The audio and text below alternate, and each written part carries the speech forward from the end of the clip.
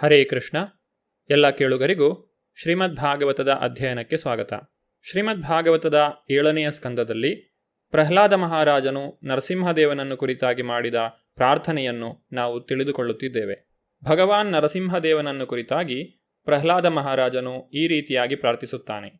ಸತ್ವಂ ಹಿ ನಿತ್ಯ ವಿಜಿತಾತ್ಮಗುಣ ಸ್ವಧಾಮ್ನ ಕಾಲೋ ವಶೀಕೃತ ವಿಸೃಜ್ಯ ವಿಸರ್ಗಶಕ್ತಿ ಚಕ್ರೇ ವಿಸೃಷ್ಟಮಜಯೇಶ್ವರ ಷೋಡಶಾರೇ ನಿಷ್ಪೀಡ್ಯಮಾನಮುಪಕರ್ಷ ವಿಭೋ ಪ್ರಪನ್ನಂ. ನನ್ನ ಪ್ರೀತಿಯ ಪ್ರಭುವೆ, ಪರಮೋನ್ನತನೇ, 16 ಅಂಶಗಳಿಂದ ಕೂಡಿದ ಈ ಭೌತ ಜಗತ್ತನ್ನು ನೀನು ಸೃಷ್ಟಿಸಿದ್ದೀಯೆ. ಆದರೆ ನೀನು ಮಾತ್ರ ಅವುಗಳ ಭೌತ ಗುಣಗಳಿಗೆ ಅತೀತನಾಗಿದ್ದೀಯೆ. ಅಂದರೆ ಈ ಭೌತ ಗುಣಗಳು ನಿನ್ನ ಪೂರ್ಣ ಹತೋಟಿಯಲ್ಲಿವೆ. ಅವೆಂದಿಗೂ ನಿನ್ನನ್ನು ಜಯಿಸಲಾರವು. ಆದ್ದರಿಂದ ಕಾಲವು ನಿನ್ನ ಪ್ರತಿನಿಧಿಯಾಗಿದೆ. ಹೇ ನನ್ನ ಪ್ರಭುವೆ, ಯಾರೂ ನಿನ್ನನ್ನು ಜಯಿಸಲಾರರು. ನಾನಾದರೋ ಕಾಲಚಕ್ರದಡಿಗೆ ಸಿಕ್ಕಿಕೊಂಡು ಅರೆದು ಹೋಗುತ್ತಿದ್ದೇನೆ. ಆದ್ದರಿಂದ ಈಗ ನಿನಗೆ ಸಂಪೂರ್ಣವಾಗಿ ಅರ್ಪಿಸಿಕೊಳ್ಳುತ್ತಿದ್ದೇನೆ. ಕೃಪೆಯಿಟ್ಟು ನನ್ನನ್ನು ನಿನ್ನ ದಿವ್ಯ ಚರಣಕಮಲಗಳ ರಕ್ಷೆಯ ತೆಕ್ಕೆಗೆ ಸೇರಿಸಿಕೋ. ಪ್ರಾಪಂಚಿಕ ದುಃಖಗಳ ಚಕ್ರವು ದೇವೋತ್ತಮ ಪರಮಪುರುಷನ ಸೃಷ್ಟಿಯೇ ಆಗಿದೆ.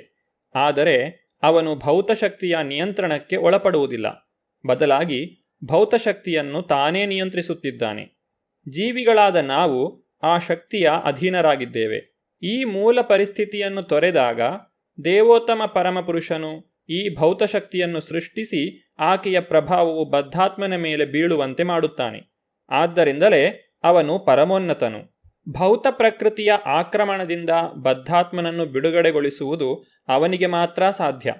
ಬಹಿರಂಗ ಶಕ್ತಿಯಾದ ಮಾಯೆಯು ಬದ್ಧಾತ್ಮರ ಮೇಲೆ ಜಗತ್ತಿನ ತಾಪತ್ರಯಗಳನ್ನು ಒಂದೇ ಸಮನೆ ಹೇರುತ್ತಲೇ ಇರುತ್ತಾಳೆ. ಆದ್ದರಿಂದ ಪ್ರಹ್ಲಾದ ಮಹಾರಾಜನು ಭಗವಂತನನ್ನು ಈ ರೀತಿಯಾಗಿ ಪ್ರಾರ್ಥಿಸಿದನು. ಸ್ವಾಮಿಯೇ, ನೀನಲ್ಲದೆ ಬೇರೆ ಯಾರೂ ನನ್ನನ್ನು ಕಾಪಾಡಲಾರರು. ಮಗುವಿನ ಪಾಲಕರು, ಅವನ ತಂದೆ ತಾಯಿ ಯಾರೂ ಮಗುವನ್ನು ಜನನ ಮರಣಗಳ ಆಕ್ರಮಣದಿಂದ ಪಾರು ಮಾಡಲಾರರು. ಅಥವಾ ಔಷಧಿಯಾಗಲಿ ವೈದ್ಯನಾಗಲಿ ವ್ಯಕ್ತಿಯನ್ನು ಮರಣದಿಂದ ತಪ್ಪಿಸಲಾರರು. ದೋಣಿಯೋ ಅಥವಾ ಬೇರಾವುದೇ ಸಾಧನವೋ ನೀರಿನಲ್ಲಿ ಮುಳುಗುತ್ತಿರುವವನನ್ನು ಕಾಪಾಡಲಾರದು. ಏಕೆಂದರೆ ಸಕಲವನ್ನೂ ದೇವೋತ್ತಮ ಪರಮಪುರುಷನು ನಿಯಂತ್ರಿಸುತ್ತಿದ್ದಾನೆ. ಆದ್ದರಿಂದ ದುಃಖಿತವಾಗಿರುವ ಮಾನವ ಜನಾಂಗವು ಶ್ರೀಕೃಷ್ಣನಿಗೆ ಶರಣಾಗಬೇಕು. ಶ್ರೀಕೃಷ್ಣನೇ ಭಗವದ್ಗೀತೆಯಲ್ಲಿ ಕೊನೆಯ ಆದೇಶವಾಗಿ ಈ ರೀತಿಯಾಗಿ ಹೇಳಿದ್ದಾನೆ. ಸರ್ವಧರ್ಮಾನ್ ಪರಿತ್ಯಜ್ಯ ಮಾಮೇಕಂ ಶರಣಂ ವ್ರಜ ಅಹಂ ತ್ವಾಂ ಸರ್ವಪಾಪೇಭ್ಯೋ ಮೋಕ್ಷಯಿಷ್ಯಾಮಿ ಮಾ ಶುಚಃ. ಎಲ್ಲ ಬಗೆಯ ಧರ್ಮಗಳನ್ನು ತೊರೆದು ನನ್ನಲ್ಲಿ ಶರಣಾಗು. ನಾನು ನಿನ್ನನ್ನು ಎಲ್ಲ ಪಾಪಗಳಿಂದಲೂ ಬಿಡುಗಡೆ ಮಾಡುತ್ತೇನೆ. ಹೆದರಬೇಡ. ಮಾನವ ಸಮುದಾಯವು ಭಗವಂತನ ಈ ಕರೆಯ ಪ್ರಯೋಜನವನ್ನು ಪಡೆಯಬೇಕು. ಆ ಮೂಲಕ ಕಾಲಚಕ್ರದ ಅಂದರೆ ಭೂತ ವರ್ತಮಾನ ಭವಿಷ್ಯತ್ತುಗಳ ಚಕ್ರದ ಹೊಡೆತಕ್ಕೆ ಸಿಕ್ಕಿ ಅರೆದು ಹೋಗುವ ಅಪಾಯದಿಂದ ಶ್ರೀಕೃಷ್ಣನು ಪಾರು ಮಾಡುತ್ತಾನೆ. ಭೌತಿಕ ಪರಿಸ್ಥಿತಿಗೆ ಸಿಕ್ಕಿಕೊಂಡಿರುವಂತಹ ಪ್ರತಿಯೊಬ್ಬ ಜೀವಿಯು ವಾಸ್ತವವಾಗಿ ಮತ್ತೆ ಮತ್ತೆ ನಲುಗಿ ಹೋಗುತ್ತಲೇ ಇದ್ದಾನೆ. ಈ ಸ್ಥಿತಿಯಿಂದ ಪಾರಾಗಬೇಕಾದ ಪಕ್ಷದಲ್ಲಿ ಅವನು ದೇವೋತ್ತಮ ಪರಮಪುರುಷನಲ್ಲಿ ಆಶ್ರಯವನ್ನು ಪಡೆಯಬೇಕು. ಆಗ ಅವನು ಸಂತೋಷವನ್ನು ಪಡೆಯುತ್ತಾನೆ.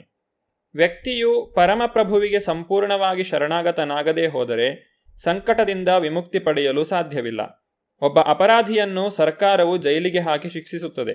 ಆದರೆ ಅದೇ ಸರ್ಕಾರವು ಇಚ್ಛಿಸಿದರೆ ಸೆರೆ ಜೀವನದಿಂದ ಅವನನ್ನು ಬಿಡುಗಡೆಯೂ ಮಾಡಬಹುದು. ಭೌತ ಜಗತ್ತಿನ ದುಃಖದಿಂದ ಬಿಡುಗಡೆ ಪಡೆಯಬೇಕಾದರೂ ನಾವು ಅದೇ ನಿಯಂತ್ರಕ ಪ್ರಭುವಿಗೆ ಮನವಿ ಮಾಡಿಕೊಳ್ಳಬೇಕು. ಈ ರೀತಿಯಾಗಿ ಭೌತಿಕ ಪರಿಸ್ಥಿತಿಯಿಂದ ವ್ಯಕ್ತಿಯು ರಕ್ಷಣೆಯನ್ನು ಹೊಂದಬಹುದು.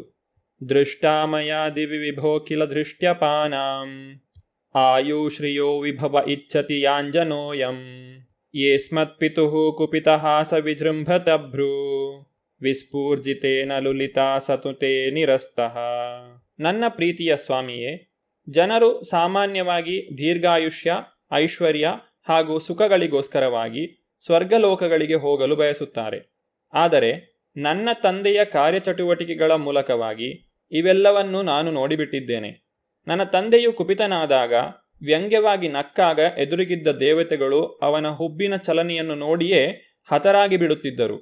ಅಂತಹ ಶಕ್ತಿಶಾಲಿಯಾಗಿದ್ದ ನನ್ನ ತಂದೆಯನ್ನು ನೀನು ಒಂದು ಕ್ಷಣದಲ್ಲಿ ಸಂಹರಿಸಿದೆ. ಈ ಭೌತ ಜಗತ್ತಿನಲ್ಲಿ ವಾಸ್ತವ ಅನುಭವದಿಂದ ಐಶ್ವರ್ಯ, ಆಯಸ್ಸು ಮತ್ತು ಪ್ರಭಾವಗಳ ಮೌಲ್ಯ ಎಷ್ಟು ಎಂಬುದನ್ನು ಅರಿತುಕೊಳ್ಳಬೇಕು. ನಮ್ಮ ಸ್ವಂತ ಅನುಭವಕ್ಕೆ ಬಂದ ಹಾಗೆ ಈ ಭೂಮಿಯ ಮೇಲೆ ಅನೇಕ ಜನ ಮಹಾನ್ ರಾಜಕಾರಣಿಗಳು ಮತ್ತು ಸೇನಾಧಿಪತಿಗಳು ಬಂದು ಹೋಗಿದ್ದಾರೆ. ಆದರೆ ಇಲ್ಲಿನ ಅವರ ಜೀವಿತವು ಕೊನೆಗೊಂಡ ಒಡನೆಯೇ ಅವರ ಜನಪ್ರಿಯತೆ, ಪ್ರಭಾವ ಎಲ್ಲವೂ ಕೊನೆಗೊಂಡವು. ಪ್ರಹ್ಲಾದ ಮಹಾರಾಜನು ಮೊದಲು ತನ್ನ ತಂದೆ ಹಿರಣ್ಯಕಶಿಪುವಿನ ಕಾರ್ಯಚಟುವಟಿಕೆಗಳನ್ನು ನೋಡಿ ಅದೇ ಅನುಭವವನ್ನು ಪಡೆದುಕೊಂಡಿದ್ದನು. ಆದ್ದರಿಂದ ಅವನು ಈ ಭೌತ ಜಗತ್ತಿಗೆ ಸೇರಿದ ಯಾವುದಕ್ಕೂ ಮಹತ್ವವನ್ನು ನೀಡಲಿಲ್ಲ. ಯಾರೊಬ್ಬನೂ ತನ್ನ ದೇಹವನ್ನಾಗಲಿ ಭೌತಿಕ ಸಾಧನೆಗಳನ್ನಾಗಲಿ ಎಂದೆಂದಿಗೂ ಒಂದೇ ರೀತಿಯಾಗಿ ಇಟ್ಟುಕೊಳ್ಳುವುದು ಸಾಧ್ಯವಿಲ್ಲ. ಈ ಜಗತ್ತಿನಲ್ಲಿ ಯಾವುದೂ ಅತ್ಯಂತ ಶಕ್ತಿಶಾಲಿಯಾದುದಾಗಲಿ, ಅತಿ ಶ್ರೀಮಂತವಾದುದಾಗಲಿ, ಪ್ರಭಾವಯುತವಾದುದಾಗಲಿ ಶಾಶ್ವತವಾಗಿರುವುದಿಲ್ಲ. ಇದನ್ನು ಭಕ್ತನಾದವನು ಅರ್ಥ ಮಾಡಿಕೊಳ್ಳುತ್ತಾನೆ. ಅವು ಯಾವ ಗಳಿಗೆಯಲ್ಲಿ ಬೇಕಾದರೂ ನಾಶವಾಗಬಹುದು. ಹಾಗೆ ಅವುಗಳನ್ನು ನಾಶ ಮಾಡಬಲ್ಲವರು ಯಾರು? ದೇವೋತ್ತಮ ಪರಮಪುರುಷನೇ. ಆದ್ದರಿಂದ ಪರಮಪ್ರಭುವಿಗಿಂತ ಯಾರೂ ಶ್ರೇಷ್ಠರಲ್ಲ. ಇದನ್ನು ಖಚಿತವಾಗಿ ತಿಳಿದುಕೊಳ್ಳಬೇಕು. ಆ ಪರಮೋನ್ನತನು ಸರ್ವಧರ್ಮಾನ್ ಪರಿತ್ಯಜ್ಯ ಮಾಮೇಕಂ ಶರಣಂ ವ್ರಜ ಎಂದು ಹೇಳುತ್ತಿರುವುದರಿಂದ ಬುದ್ಧಿವಂತನಾಗಿರುವ ಪ್ರತಿಯೊಬ್ಬ ಮನುಷ್ಯನು ಈ ಸಲಹೆಯನ್ನು ಒಪ್ಪಿಕೊಳ್ಳಲೇಬೇಕು. ಹುಟ್ಟು, ಸಾವು, ಮುಪ್ಪು, ರೋಗಗಳ ಚಕ್ರದ ಆವರ್ತನದಿಂದ ಪಾರಾಗಬೇಕಾದ ಪಕ್ಷದಲ್ಲಿ ಅವನು ಭಗವಂತನಿಗೆ ಪೂರ್ತಿಯಾಗಿ ಶರಣಾಗತನಾಗಲೇಬೇಕು. ತಸ್ಮಾದಮೂತನುಭೃತಾಮಹಮಾಶಿಷಾಜ್ಞಃ ಆಯುಶ್ರಿಯಂ ವಿಭವಂ ಐಂದ್ರಿಯಂ ಆವಿರಿಂಚ್ಯಾತ್ ನೇಚ್ಛಾಮಿ ತೇ ವಿಲುಲಿತಾನ್ ಉರು ವಿಕ್ರಮೇಣ ಕಾಲಾತ್ಮನೋಪನಯ ಮಾಂ ನಿಜ ಭೃತ್ಯ ಪಾರ್ಶ್ವಂ. ತನ್ನ ಪ್ರಾರ್ಥನೆಗಳನ್ನು ಮುಂದುವರಿಸುತ್ತಾ ಪ್ರಹ್ಲಾದನು ಈ ರೀತಿಯಾಗಿ ನುಡಿದನು. ನನ್ನ ಪ್ರಿಯ ಪ್ರಭುವೇ, ಬ್ರಹ್ಮದೇವನಿಂದ ಮೊದಲುಗೊಂಡು ಅತಿ ಸಣ್ಣ ಇರುವೆಯವರೆಗೆ ಸಮಸ್ತ ಜೀವಿಗಳು ಅನುಭವಿಸುವ ಐಶ್ವರ್ಯ, ಯೋಗಶಕ್ತಿ, ದೀರ್ಘಾಯಸ್ಸು ಹಾಗೂ ಇತರ ಭೌತ ಸುಖಗಳನ್ನು ಕುರಿತು ನನಗೆ ಸಂಪೂರ್ಣ ಅನುಭವವಿದೆ. ಮಹಾಸಮರ್ಥನಾದ ಕಾಲವಾಗಿ ನೀನು ಅವೆಲ್ಲವನ್ನೂ ನಾಶ ಮಾಡುವೆ. ಆದ್ದರಿಂದ ನನ್ನದೇ ಅನುಭವದಿಂದಾಗಿ ನಾನು ಅವುಗಳನ್ನು ಪಡೆಯಬಯಸುವುದಿಲ್ಲ. ನನ್ನ ಪ್ರೀತಿಯ ಸ್ವಾಮಿಯೇ, ನಿನ್ನ ಶುದ್ಧ ಭಕ್ತರ ಸಂಪರ್ಕದಲ್ಲಿ ನಾನು ಸದಾ ಇರುವಂತೆ ಮಾಡು. ನಾನು ದಾಸನಾಗಿ ಭಕ್ತನಿಗೆ ಪ್ರಾಮಾಣಿಕವಾಗಿ ಸೇವೆ ಸಲ್ಲಿಸುವಂತಾಗಲಿ. ಶ್ರೀಮದ್ ಭಾಗವತವನ್ನು ಅಧ್ಯಯನ ಮಾಡುವುದರಿಂದ ಪ್ರತಿಯೊಬ್ಬ ಬುದ್ಧಿವಂತ ವ್ಯಕ್ತಿಯು ಪ್ರಹ್ಲಾದ ಮಹಾರಾಜನ ಹಾಗೆಯೇ ಈ ಆಧ್ಯಾತ್ಮಿಕ ಮಹಾನ್ ಸಾಹಿತ್ಯದಲ್ಲಿ ನಿರೂಪಿತವಾಗಿರುವ ಐತಿಹಾಸಿಕ ಘಟನೆಗಳ ಮೂಲಕ ಅನುಭವವನ್ನು ಪಡೆಯಬಹುದು. ಪ್ರಹ್ಲಾದ ಮಹಾರಾಜನು ನಡೆದ ಹಾದಿಯಲ್ಲೇ ನಡೆಯುತ್ತಾ ಸಕಲ ಐಶ್ವರ್ಯವೂ ಪ್ರತಿ ಗಳಿಗೆಯಲ್ಲೂ ನಾಶವಾಗುವಂತಹುದು ಎಂಬುದನ್ನು ಅಚ್ಚುಕಟ್ಟಾಗಿ ತಿಳಿದುಕೊಳ್ಳಬೇಕು. ಅಷ್ಟೊಂದು ಇಂದ್ರಿಯ ಸುಖಗಳನ್ನು ಯಾವುದಕ್ಕಾಗಿ ಬಯಸುವೆಯೋ ಆ ದೇಹವೂ ಕೂಡ ಯಾವ ಕ್ಷಣದಲ್ಲಿ ಬೇಕಾದರೂ ನಾಶವಾಗಬಹುದು. ಆದರೆ ಆತ್ಮವು ನಿತ್ಯವಾದದ್ದು. ನ ಹನ್ಯತೆ ಹನ್ಯಮಾನೇ ಶರೀರೆ. ಆತ್ಮವು ಎಂದಿಗೂ ನಾಶವಾಗುವುದಿಲ್ಲ. ದೇಹವು ನಾಶವಾದಾಗಲೂ ಅದು ಹಾಗೆಯೇ ಉಳಿದಿರುತ್ತದೆ. ಆದ್ದರಿಂದ ಬುದ್ಧಿವಂತನಾದವನು ಚೇತನಾತ್ಮದ ಸಂತೋಷಕ್ಕಾಗಿ ಕಾಳಜಿ ತೋರಿಸಬೇಕೇ ಹೊರತು ದೇಹದ ಸುಖಕ್ಕಾಗಿ ಅಲ್ಲ. ದೀರ್ಘಾಯುಷ್ಯವಿರುವ ದೇಹವು ದೊರಕಿದರೂ ಬ್ರಹ್ಮದೇವ ಮತ್ತು ಇತರ ದೇವತೆಗಳ ಹಾಗೆ ಅದೂ ನಾಶವಾಗುತ್ತದೆ. ಆದ್ದರಿಂದ ಬುದ್ಧಿವಂತನಾದವನು ಅವಿನಾಶಿಯಾದ ಆತ್ಮದ ಬಗೆಗೆ ಕಾಳಜಿ ಇರಿಸಿಕೊಳ್ಳಬೇಕು. ತನ್ನನ್ನು ಕಾಪಾಡಿಕೊಳ್ಳುವುದಕ್ಕಾಗಿ ವ್ಯಕ್ತಿಯು ಒಬ್ಬ ಶುದ್ಧ ಭಕ್ತನ ಆಶ್ರಯವನ್ನು ಪಡೆಯಬೇಕು.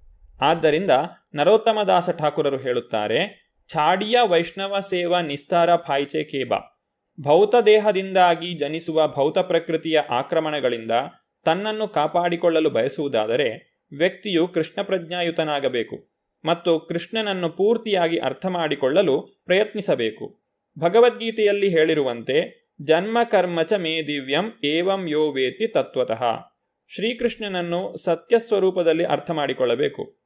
ಶುದ್ಧ ಭಕ್ತನಿಗೆ ಸೇವೆ ಸಲ್ಲಿಸುವುದರ ಮೂಲಕ ಮಾತ್ರವೇ ವ್ಯಕ್ತಿಯು ಇದನ್ನು ಸಾಧಿಸಬಹುದು. ಆದ್ದರಿಂದ ಭೌತಿಕ ಐಶ್ವರ್ಯವನ್ನು ನೀಡುವ ಬದಲು ತನ್ನನ್ನು ಶುದ್ಧ ಭಕ್ತನ ಹಾಗೂ ಭಗವತ್ ಸೇವಕನ ಸಂಪರ್ಕದಲ್ಲಿ ಇರಿಸುವ ಕೃಪೆ ಮಾಡಬೇಕೆಂದು ಪ್ರಹ್ಲಾದನು ಭಗವಾನ್ ನರಸಿಂಹದೇವನನ್ನು ಬೇಡುತ್ತಾನೆ. ಜಗತ್ತಿನ ಪ್ರತಿಯೊಬ್ಬ ಜೀವಿಯೂ ಪ್ರಹ್ಲಾದ ಮಹಾರಾಜನನ್ನೇ ಅನುಸರಿಸಬೇಕು. ಮಹಾಜನೋಯೇನ ಗತಾಸ ಪಂಥ. ತನ್ನ ತಂದೆಯು ಬಿಟ್ಟು ಹೋದ ಆಸ್ತಿಪಾಸ್ತಿಗಳನ್ನು ಸವಿಯಲು ಪ್ರಹ್ಲಾದನು ಇಷ್ಟಪಡಲಿಲ್ಲ. ಅದಕ್ಕೆ ಬದಲು ಭಗವಂತನ ದಾಸನಾಗಲು ಬಯಸಿದನು. ಭೌತ ಪ್ರಕೃತಿಯಿಂದ ನಿರಂತರವಾಗಿ ಸುಖಾನ್ವೇಷಿಯಾಗಿರುವ ಭ್ರಮಾತ್ಮಕ ನಾಗರಿಕತೆಯನ್ನು ಹೀಗೆ ಪ್ರಹ್ಲಾದ ಮಹಾರಾಜನು ಸಾರಾಸಗಟಾಗಿ ತಿರಸ್ಕರಿಸಿದನು. ಅವನ ಹೆಜ್ಜೆ ಗುರುತುಗಳನ್ನೇ ಕಡ್ಡಾಯವಾಗಿ ಅನುಸರಿಸಿದವರು ಹಾಗೆಯೇ ತಿರಸ್ಕರಿಸುವರು. ಪಾರಿಭಾಷಿಕವಾಗಿ ಭುಕ್ತಿ, ಮುಕ್ತಿ ಮತ್ತು ಸಿದ್ಧಿ ಎಂದು ಪ್ರಸಿದ್ಧವಾಗಿರುವ ಬೇರೆ ಬೇರೆ ಬಗೆಯ ಭೌತ ಸಂಪತ್ತುಗಳಿವೆ. ಬಹಳ ಒಳ್ಳೆಯ ಸ್ಥಾನಮಾನ ಪಡೆದಿರುವುದನ್ನು ಭುಕ್ತಿ ಎಂಬ ಪದವು ಸೂಚಿಸುತ್ತದೆ. ಇವು ಊರ್ಧ್ವಲೋಕಗಳಲ್ಲಿರುವ ದೇವತೆಗಳಂತಹವು. ಅಲ್ಲಿ ಇಂದ್ರಿಯ ತೋಷಣೆಯನ್ನು ಅತ್ಯಧಿಕ ಪ್ರಮಾಣದಲ್ಲಿ ಸವಿಯಬಹುದು. ಭೌತ ಪ್ರಕೃತಿಯ ಬಗೆಗೆ ಜಿಗುಪ್ಸೆ ಬಂದು ಭಗವಂತನೊಂದಿಗೆ ಒಂದಾಗಲು ಬಯಸುವುದನ್ನು ಮುಕ್ತಿ ಎಂಬ ಪದವು ಸೂಚಿಸುತ್ತದೆ. ಸಿದ್ಧಿ ಎನ್ನುವುದು ಯೋಗಿಗಳು ಆಚರಿಸುವಂತೆ 8 ಬಗೆಯ ಸಿದ್ಧಿಗಳನ್ನು ಸಾಧಿಸುವುದಕ್ಕಾಗಿ ನಡೆಸುವ ಉಗ್ರ ತಪಸ್ಸನ್ನು ಸೂಚಿಸುತ್ತದೆ. ಭುಕ್ತಿ, ಮುಕ್ತಿ ಅಥವಾ ಸಿದ್ಧಿಯ ಮೂಲಕ ಭೌತ ಪ್ರಕೃತಿಯನ್ನು ಬಯಸುವವರು ಕಾಲಾನುಕ್ರಮದಲ್ಲಿ ಶಿಕ್ಷಾರ್ಹರಾಗಿ ಭೌತಿಕ ಚಟುವಟಿಕೆಗಳಿಗೆ ಹಿಂದಿರುಗುತ್ತಾರೆ. ಪ್ರಹ್ಲಾದ ಮಹಾರಾಜನು ಅವೆಲ್ಲವನ್ನೂ ನಿರಾಕರಿಸಿದನು. ಒಬ್ಬ ಶುದ್ಧ ಭಕ್ತನ ನಿರ್ದೇಶನದಲ್ಲಿ ಭಕ್ತಿ ಸೇವೆಯನ್ನು ಕಲಿಯಲು ಅವನು ಬಯಸಿದನು. ಪ್ರಹ್ಲಾದ ಮಹಾರಾಜನ ಪ್ರಾರ್ಥನೆಯ ಉಳಿದ ಭಾಗವನ್ನು ನಾವು ಮುಂದಿನ ಸಂಚಿಕೆಯಲ್ಲಿ ನೋಡೋಣ. ಧನ್ಯವಾದಗಳು. ಹರೇ ಕೃಷ್ಣ.